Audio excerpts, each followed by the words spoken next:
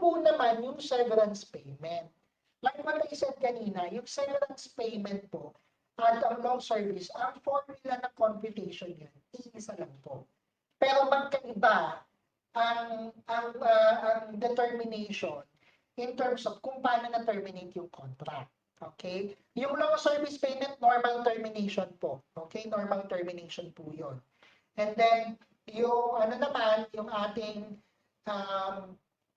severance payment, if ever po, ang reason lang po is due to redundancy. Okay?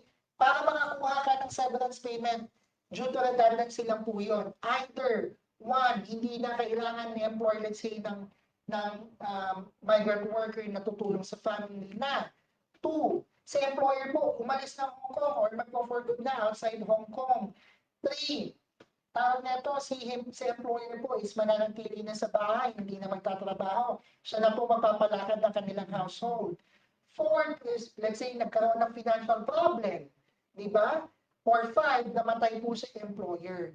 Ito po ay sakop ng redundancy. Makakatanggap lang po kayo ng severance payment kapag redundancy po ang reason.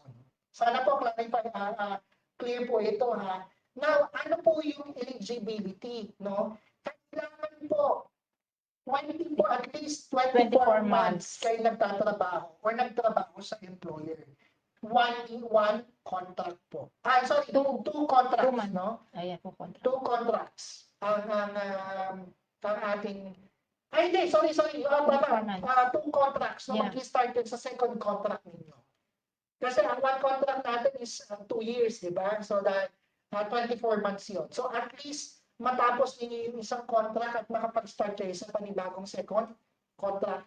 And kung ang reason again is namatay yung employer, nagkaroon financial problem, bumalik ng ibang bansa or nag-migrate sa ibang bansa, or lumaki na yung mga batang inaalagaan, this will fall to redundancy, then definitely severance payment po ang covered sa inyo. Basta nakapagtrabaho kayo din more than 24 months na sa same employer. Now, Ate Cecil, i-clear ko lang ito. Marami na namang question dito sa atin. Diyan, paano kung ganito ang sitwasyon? Una po, si asawang babae na pumirma. Oo. Magpa 5 years na. Dapat entitled po ako. Tama po yun. Dapat entitled kayo kung magpa 5 years na, di ba? Basta makomplete lang yun. Eh, nagkataon, ang ginawa nila, pumirma sa pangatlong kontrata, eh si asawang lalaki, entitled pa po ba ako makakuha ng long service? I'm gonna be honest po sa inyo, no? By law, hindi na po kayo entitled. Kasi kailangan continuous contract, no? Whether or not in the same household, pero dapat ang nakapirma sa kontrata is yung parehas na tao na pumirma nung una. Okay? Kapag ganun po ang nangyari, marireset po ulit yun. Alam ko po marami pong gumagawa nun kasi for some reason, di natin alam kung totoo, ayaw magbayad ng long service payment and so on and so forth. But, again, no? Depende sa situation. Meron naman kasi iba nagsasabi, diyan kahit ganun nangyari, nakakuha pa rin naman ako ng long service. Again, case-to-case basis po. Okay? Hindi po porket nag-work po sa inyo, mag-work sa kapwa natin o sa kaibigan natin.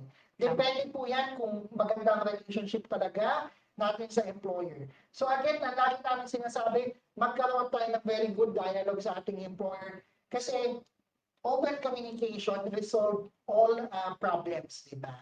So kailangan open lang tayo sa communications natin. So hopefully, clear tayo dito sa severance payment. Hindi lang basis natin dito is yung ating yung yellow book, no? More than that, meron pa rin tayong references ng galing Labor Department. Hindi lang po din yung reference natin. Nagre-reference din tayo sa employment ordinance din mismo or pati mismo sa ating kontrata. Okay? Kapag may question po kayo, sana i-jot down natin dito, ha? Huwag po kayong mag-alala.